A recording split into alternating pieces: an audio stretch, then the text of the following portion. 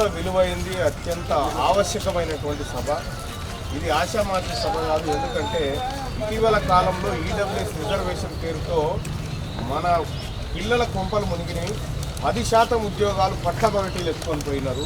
దాన్ని ఫిక్స్ చేయమని చెప్పి ఇప్పటికే ప్రభుత్వాన్ని రిక్వెస్ట్ చేస్తే చేయలేదు. సో ఆ అంశం తేలకుండా ఏ ఉద్యోగాలు భర్తీ చేసినా మన నోట్లే మట్టుకోసినట్టే. రెండో అంశం 42% రిజర్వేషన్ రాజకీయాల్లో బీసీలకు దక్కాల్సిందే.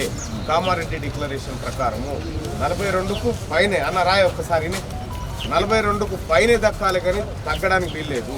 ఇప్పటికే కులగణన విషయంలో మనం కొంతమేరకు సక్సెస్ అయినాం, కానీ ఇంకా డెడికేట్ కమిషన్ రిపోర్ట్ ఇవ్వలేదు. వివరాలు బయటికి రాలేదు. ఈ లెక్కలు బయటికి రావాలి. తెలంగాణ రాష్ట్రంలో ఇక్కడ పాంప్లెట్ ఉంది. పాంప్లెట్ ఈ పాంప్లెట్లో క్లియర్గా లెక్కలు రాసినాం. ఇగో ఈ లెక్కల్లో మీరు చూడొచ్చు. తెలంగాణ రాష్ట్రంలో రెడ్డిల జనాభా 10,99,574 మంది ఉంటే వాళ్ళు 43 మంది ఎమ్మెల్యేలు ఉన్నారు. ముదిరాజులు 24,28,000 మంది ఉంటే ఒక్కడే ఎమ్మెల్యే. యాదవులు 19 లక్షల మంది ఉంటే ఒక్కడే ఎమ్మెల్యే. మున్నూరు కాపులు 13 లక్షలు ఉంటే 3 ఎమ్మెల్యేలు. పద్మశాలీలు 2, పెరుకాయన ఒక ఆయన, రజక ఒక ఆయన, ఇక సాకలి, మంగలి, కుమ్మరి, కమ్మరి అసలు ఏమీ లేనటువంటి పరిస్థితి.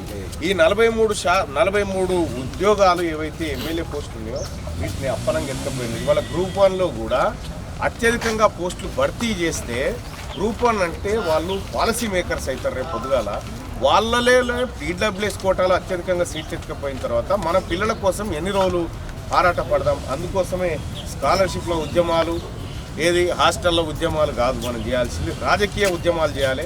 దానికోసం బరాబర్ వాటా సాధించుకోవాలంటే ఖచ్చితంగా మనమంతా ఐక్యంగా గలమెత్తాల్సిందే. ఇప్పుడు కాకపోతే వట్టిగా చచ్చిపోవడానికి కూడా బీసీలకు హక్కు లేదు.